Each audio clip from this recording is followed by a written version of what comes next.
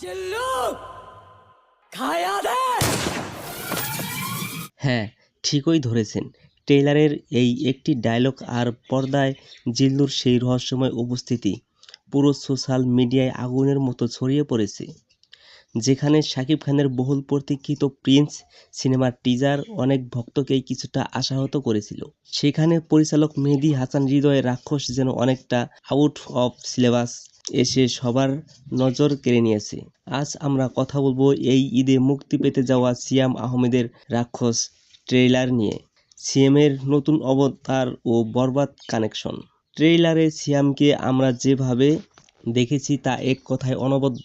তার কথা বলার বিশেষ ভঙ্গি, স্ল্যাং, এর ব্যবহার এবং এর অ্যাকশন দেখে অনেকেই একে শাকিব খানের বরবাদ সিনেমার সাথে তুলনা করেছেন।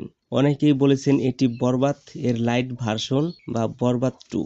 বিশেষ করে জিল্লু নামক চরিত্রটির উপস্থিতি সেই কল্পনাকে আরও উস্কে দিয়েছে।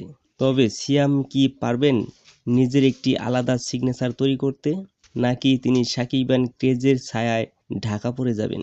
তবে মানতেই হবে সিয়ামের এই মাসি লুক দর্শকের হলে টানার জন্য যথেষ্ট। আমাদের ইন্ডাস্ট্রিতে শাকিব খানের মতো মেগাস্টার ছাড়া এত বড় স্কেলের অ্যাকশন মুভি বানানোর সাহস খুব কম পরিচালকই দেখান। সেই জায়গায় পরিচালক মেহেদী হাসান হৃদয় অবশ্যই প্রশংসার দাবিদার। ট্রেইলার কাট অত্যন্ত ক্রিস্পি এবং এর সিনেমাটোগ্রাফি ও ব্যাকগ্রাউন্ড স্কোর বেশ উন্নত হয়েছে। ভিএফএক্স এবং কালার গ্রেডিংয়ের কাজে আধুনিকতার ছোঁয়াও স্পষ্ট, যা আমাদের কমার্শিয়াল সিনেমার মানকে আরও এক ধাপ ওপরে নিয়ে যাবে বলে আশা করা যায়। তবে ট্রেইলারে কিছু দৃশ্য দেখে খটকা লেগেছে। ভিলেনের হাতে থাকা চেইন যখন একজন নারীর গলার সাথে যুক্ত দেখা যায়, তখন মনে হয়েছে সিনেমাটি কি তবে সন্দীপ রেড্ডি ভাঙ্গার স্টাইলে আলফা মেল বা মিসোজিনিস্টি ধারার দিকে যাচ্ছে।